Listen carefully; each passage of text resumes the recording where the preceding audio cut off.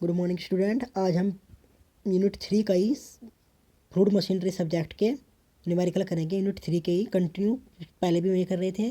तो पहला न्यूमेरिकल है centrifugal pump is to discharge 0.118 metre cube पर second at a speed of 1450 revolution per minute against a head of 25 metre.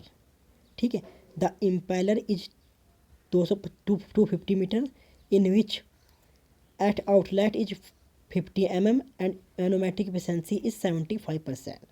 Determine the vane angle at outlet periphery of impeller। ठीक है।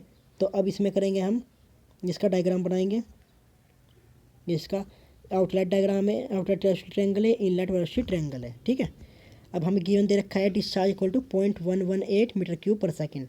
Speed हमें N दे रखी 1450 RPM, मतलब 1450 RPM। Head हमें दे रखा है HM 25 मीटर।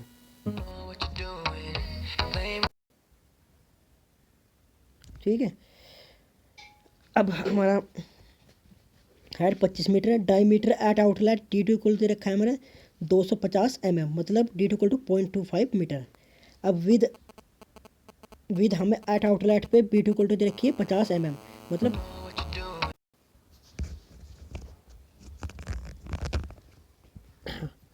अब हमें मैनोमेट्रिक एफिशिएंसी दे रखी है 75%, 75%, तो 0.75। Let vane angle at outlet equal to कितना है 5। अब tangential velocity of impeller at outlet वो कितनी होगी, U2 equal to pi D2N upon 60, तो equal to pi into 0.25 into में 1 एन की वैल्यू रखेंगे 1450 अपॉन में 60। यहाँ से U2 की वैल्यू हो जाएगी 18.98 मीटर पर सेकेंड।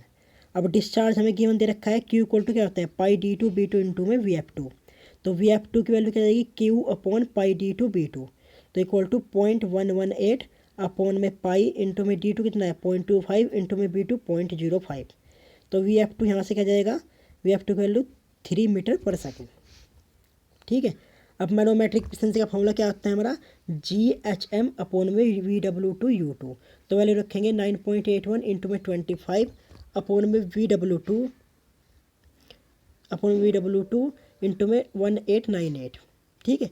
यहाँ से VW2 की वैल्यू हो जाएगी 9.81 इंटू में 25 अपॉन में इन मैनोमेट्रिक एफिशिएंसी इंटू में 18.98, तो वैल्यू रखेंगे 9.81 इंटू में 25 अपॉन में मैनोमेट्रिक एफिशिएंसी की वैल्यू रखेंगे 0.75 इंटू में 18.98। यहाँ से VW2 की वैल्यू क्या जाएगी 17.23 मीटर पर सेकेंड, मतलब 17.23 मीटर पर second from outlet velocity triangle. अब आउटलेट वेलोसिटी ट्रायंगल से tan फाई इक्वल टू हमारा आता है VF2 अपॉन में U2 माइनस VW2।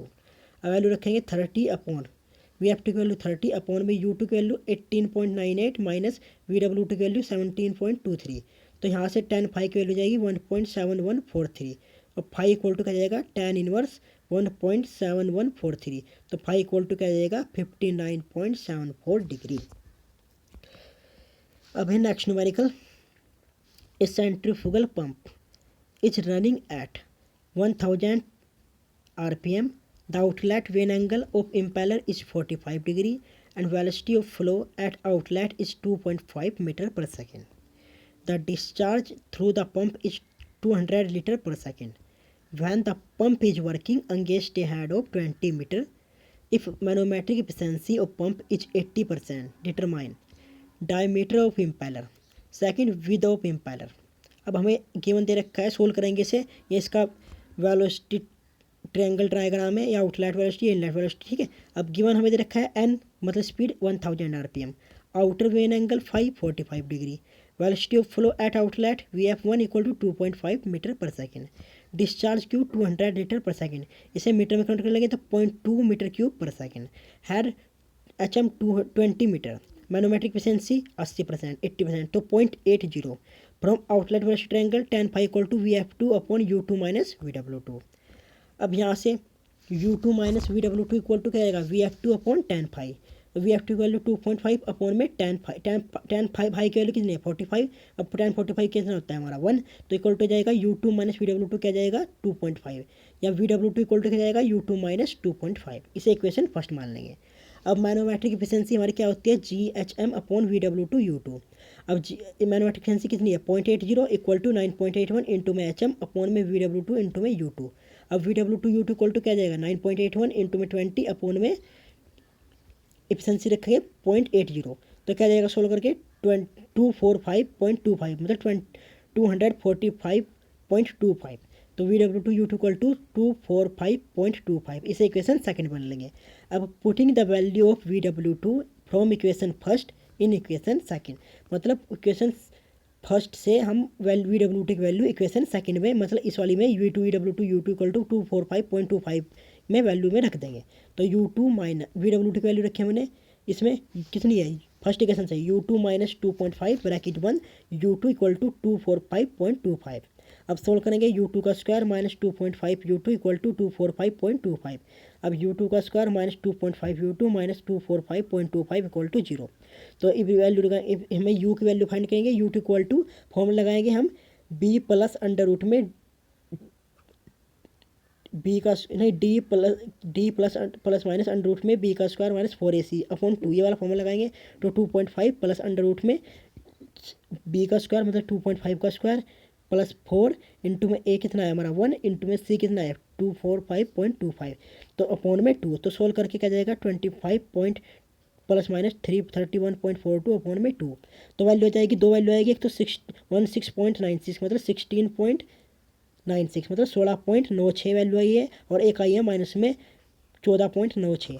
तो जो पॉजिटिव वैल्यू है वो वैल्यू होगी इसकी, तो U2 इक्वल टू 16.96। अब डायमीटर ऑफ इम्पेलर D2 कितना है, D2 फाइंड करना है, तो U2 equal to pi D2N upon 60।